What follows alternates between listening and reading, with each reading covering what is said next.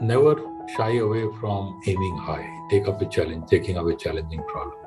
The key thing, according to me, is to always enjoy doing maths. If you understand the problem well enough, the solution comes automatically.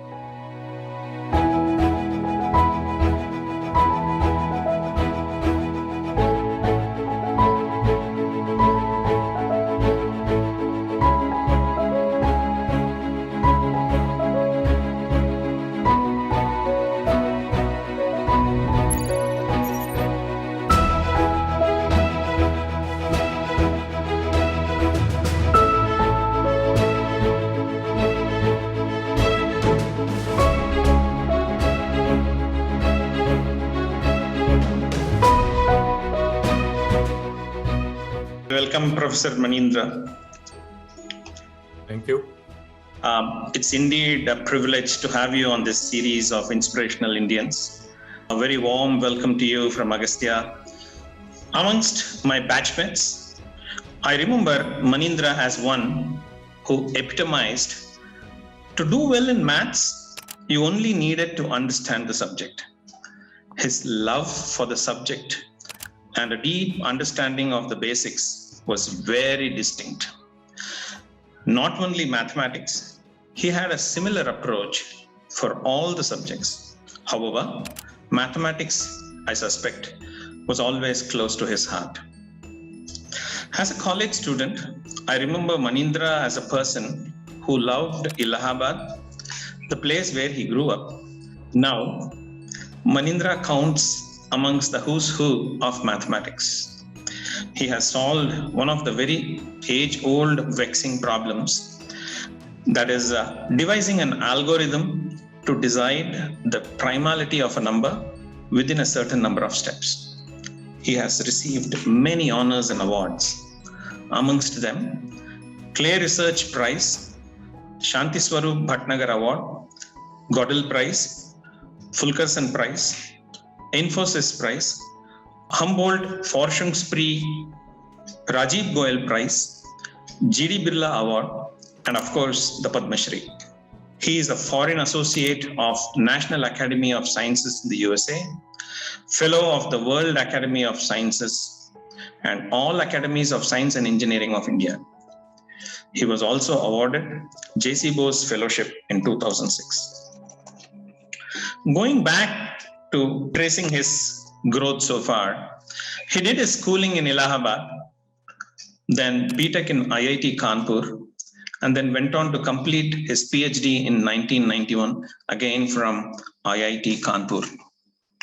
After a brief stint as a fellow in Chennai Mathematical Institute, he went on a Humboldt Fellowship to University of Ulm, Germany. He joined IIT Kanpur as an assistant prof in 1996.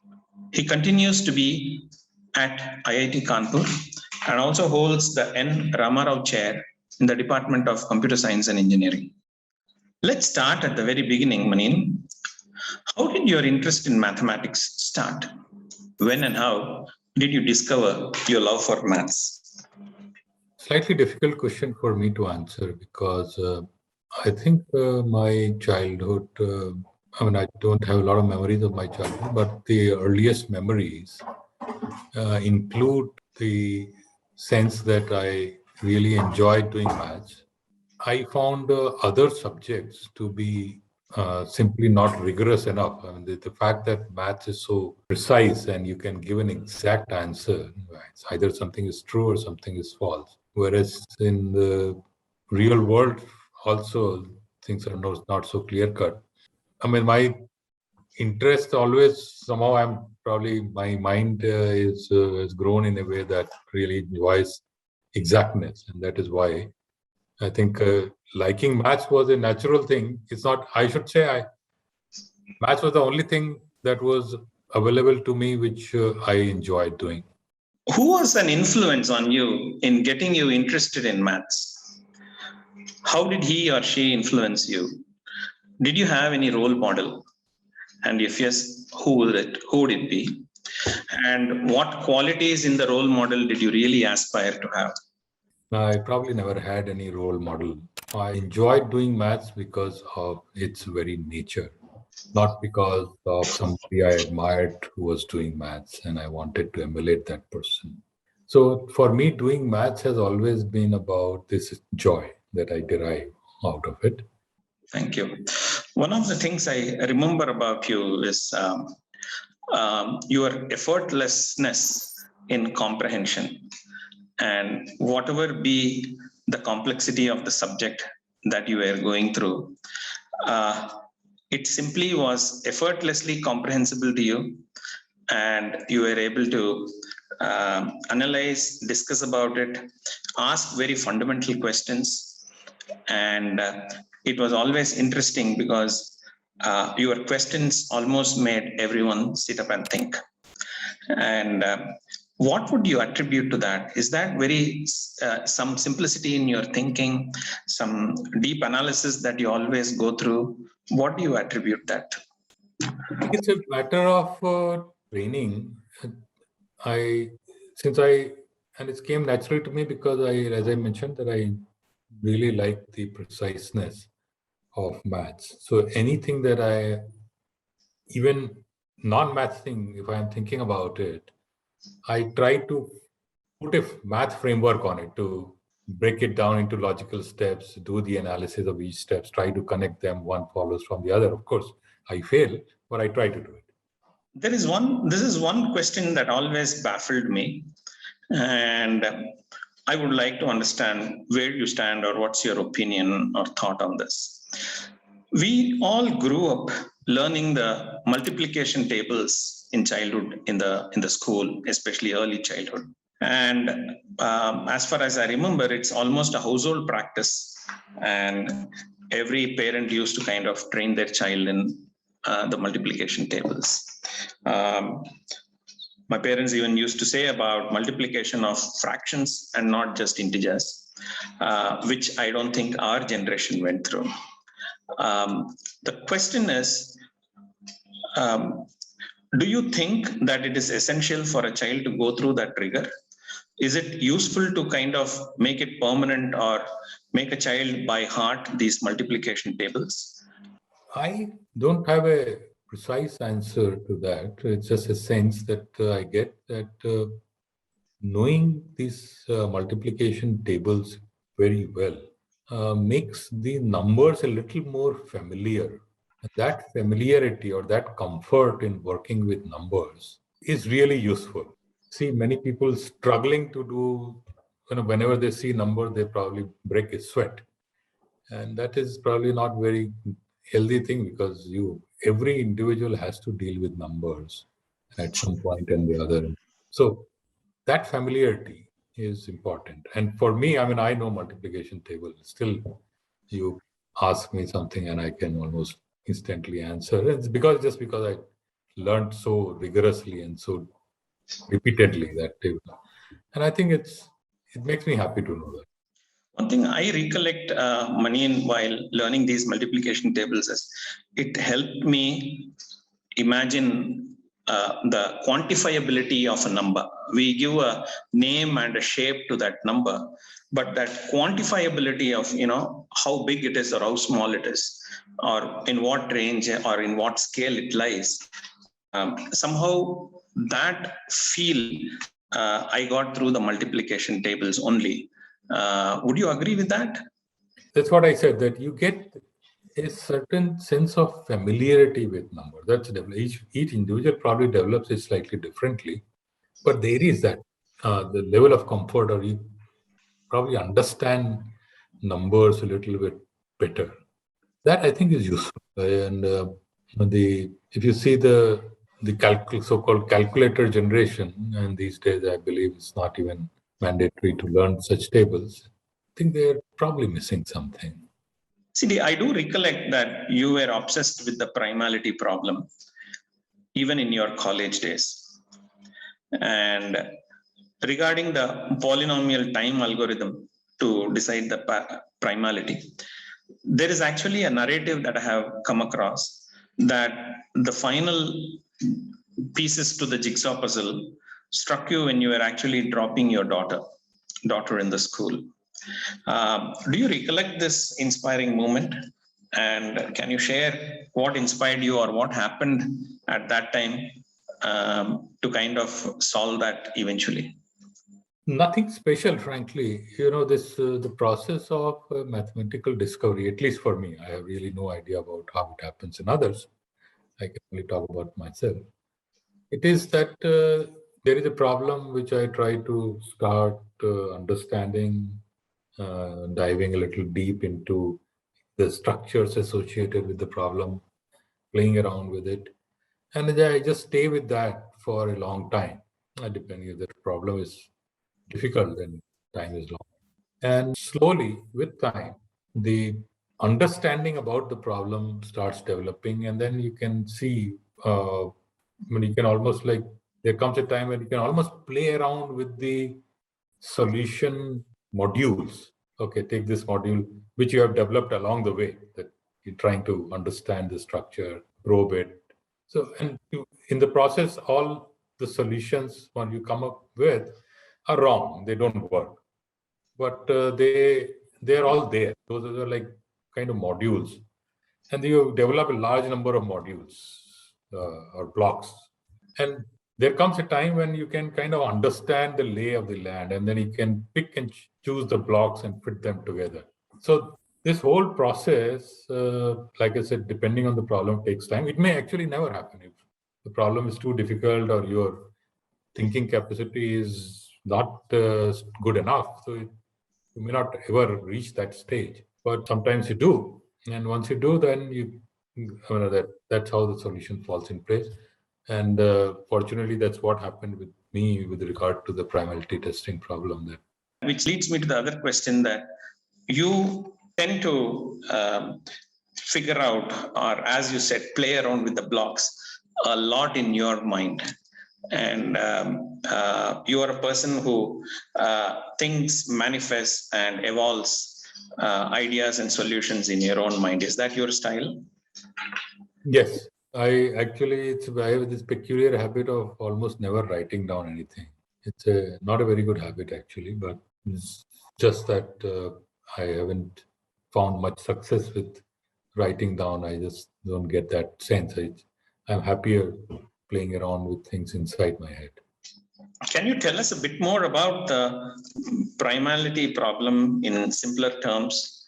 I'm sure you can make it very elementary for the children who will be eventually listening to you.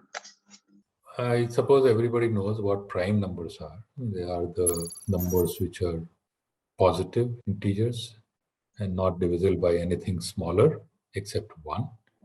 These prime numbers play a very fundamental role in our understanding of numbers in general, and going beyond numbers.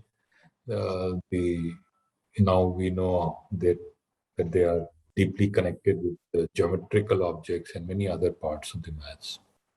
Typical way of given a number of deciding if it is prime or not is what we learn in school, is to try dividing it with smaller numbers. And if any of the smaller number divides it, then it's not prime, otherwise it is prime.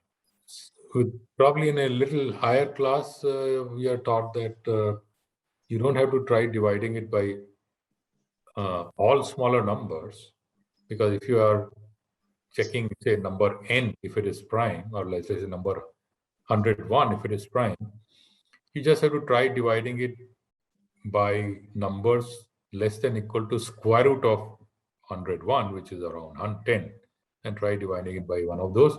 If there is a divisor of 101, there will be a divisor of 101 within square root of 101. So that saves time.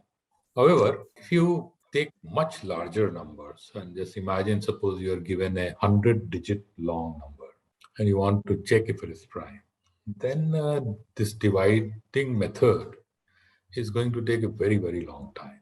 Even dividing everything up to square root of that number, that will also be around 50-digit long number, and that is just going to be extremely, extremely hard.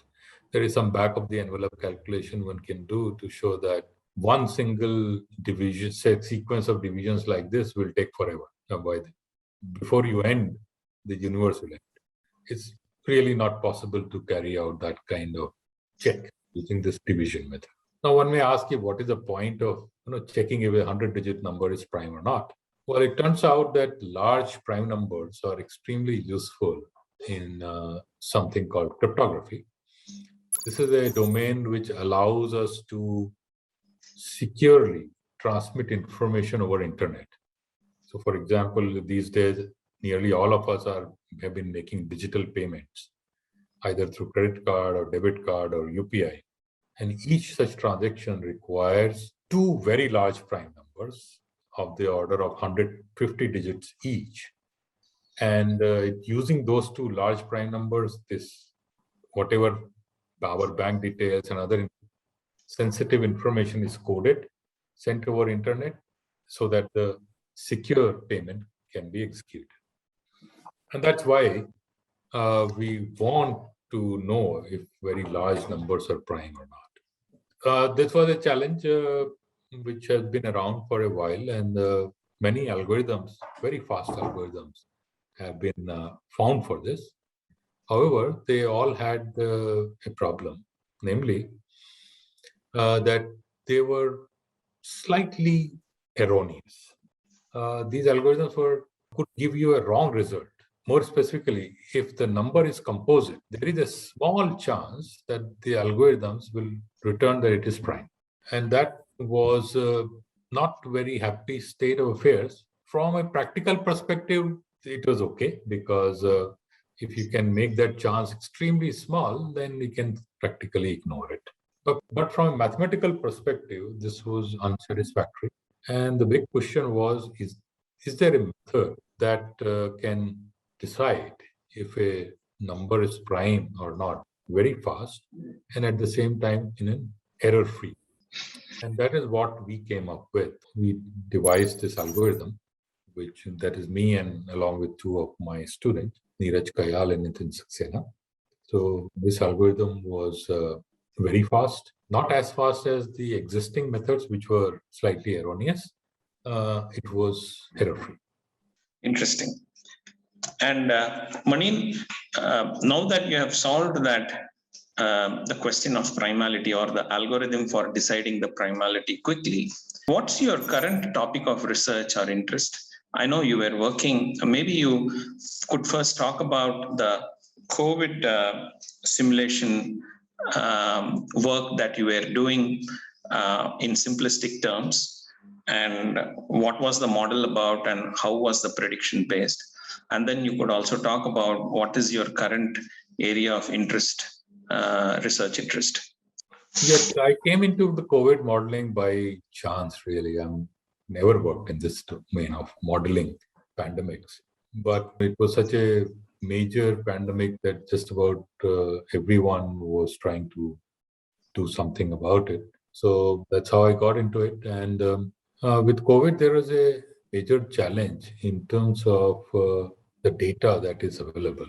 From all signs, it was clear that the number of cases that are getting reported every day and the actual number of cases that are there every day have a vast difference or gap between them.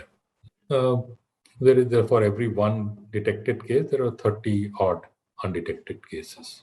So the question really is that, knowing the daily reported cases, how do you even begin estimating what is the actual caseload? And secondly, because without understanding that, you can't predict the future trajectory of the pandemic, because it is these undetected cases who are spreading the pandemic. Everybody who is detected is quarantined, so that person is no longer spreading it. You need to know their size in order to predict how many more cases will appear every day. There was no method in the existing models that we studied. There was no way to estimate this. Can we learn all these missing pieces of information from the reported data?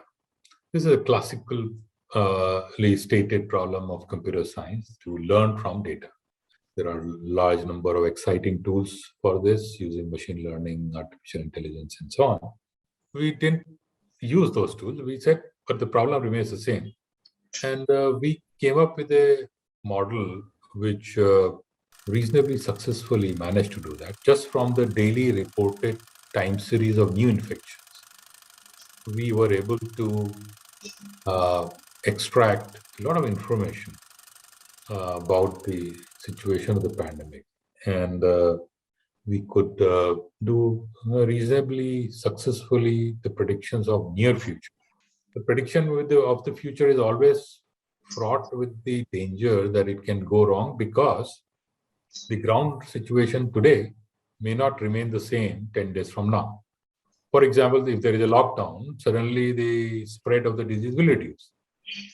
But I said today you can't predict when the lockdown will come.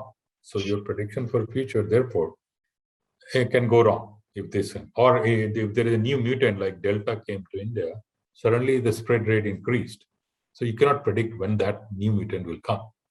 So modulo these unknown certainties, our model could reasonably accurately predict the future trajectory of the pandemic. And but it was not a perfect model. There were times when we got it wrong. And that precisely because, as I said, if the ground situation is changing, then our model cannot predict how the future will look like.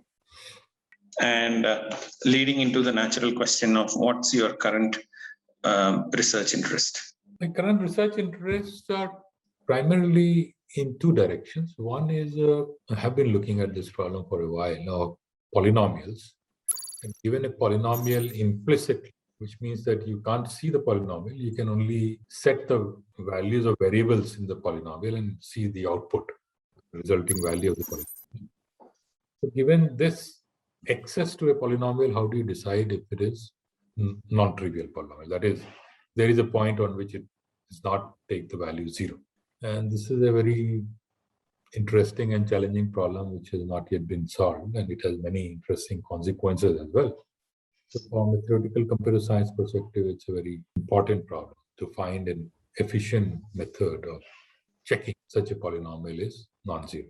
So that's a one problem I've been working on. The other one is looking at some of the problems in number theory, which are related to cryptographic techniques. The priority testing is also related to cryptographic techniques. So I've just sort of moved to some other problems which are related to cryptographic techniques and trying to algorithmically approach them and see if there is a solution I can find. Now I have a question that maybe many children would like to ask you. And this is, if I were a child, let's say about 8 or 10 years old, and I do feel I have, let's say, an interest in maths and maybe even a good interest in maths, and I also think I'm reasonably good in maths. What would you advise me in terms of furthering my interest, furthering my learning? What should I be doing at that stage to kind of get better in maths and maybe even become another Manindra Agrawal?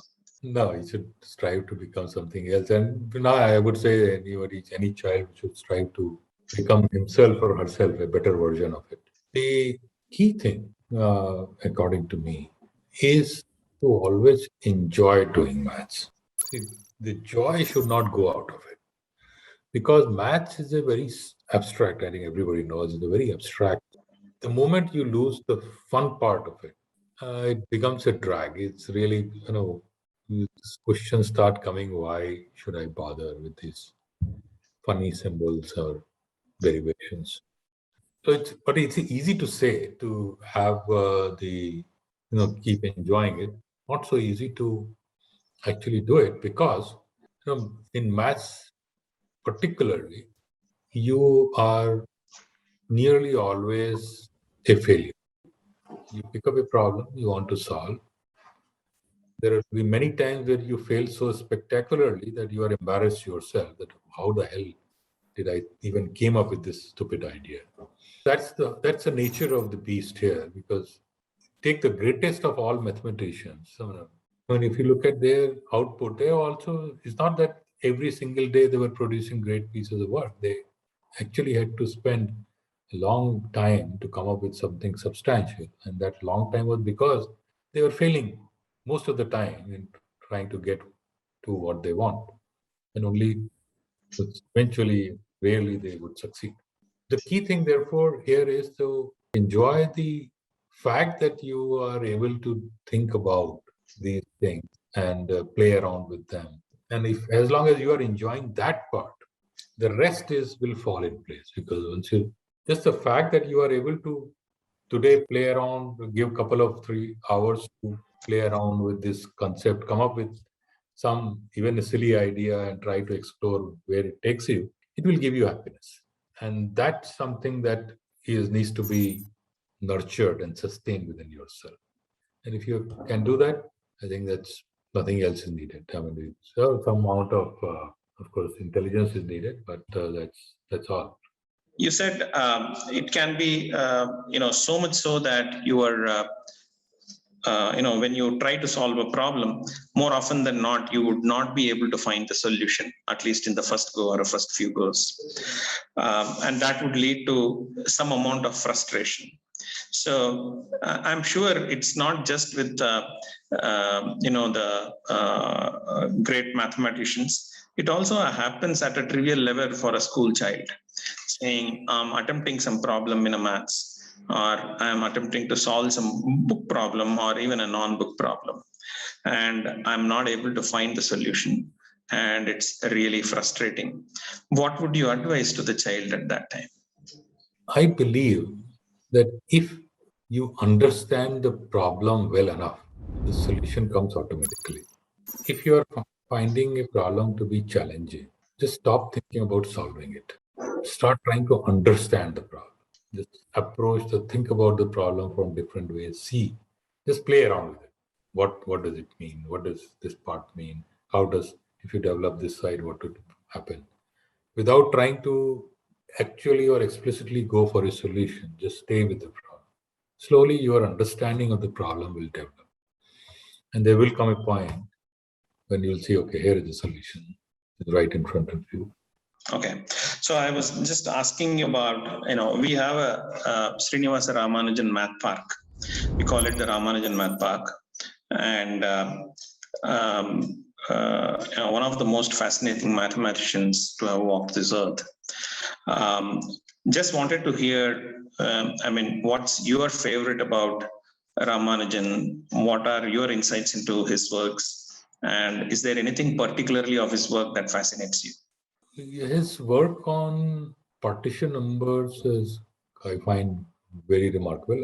Which is not to say other pieces of work were not equally or more remarkable. It's just that I have a certain bit of bias towards partition number, and the estimates that he came up with about these numbers was quite extraordinary. And the best or the most amazing part of his thought process has always been that he would know the answer first and then reconstruct the proof for it. And that is something that I don't think that any other mathematicians known had that ability to see what is truth. Some of the best mathematicians do have this ability, but only in part, that they would make these conjectures, which are very deep. And people will spend years and years trying to prove them, and eventually they will get proven. Is there any other smart or a quick piece of advice or a tip that you would have for a child or a college student? In general, need not be necessarily to do with maths. What would you recommend? What would you advise? My advice would be to aim high. It's no longer true with the younger generation, but certainly in our generation and generation senior to us, we have been in India have been somewhat diffident, that we think that it is some complicated problem. Well, if so and so hasn't been able to solve, I can be solved. So that's not the right approach, because, and this I am saying from experience, that I have traveled the world. I have interacted with some of the best minds in mathematics and computer science around the world. And I have come to the conclusion that the ability wise, the Indian minds are second to none. It is just that many of us don't take up challenging enough problems. We think we won't be able to solve. So basically, we give up before we even start. But I must say that the newer generation is certainly much less. They are much more confident. And I think that will be the key message to all the youngsters, that never shy away from aiming high, taking up a challenging problem. Of course, you must know that when you aim high, you must be ready to put in hard work, and even more importantly, ready to take failures in your stride. The harder problem you try to solve, the more likely it will be that you will fail. But that's fine. You just move on. Even in the failure, you will have learned some very. Absolutely. Okay. Thank you so much. That was a very nice piece of advice. Thank you so much.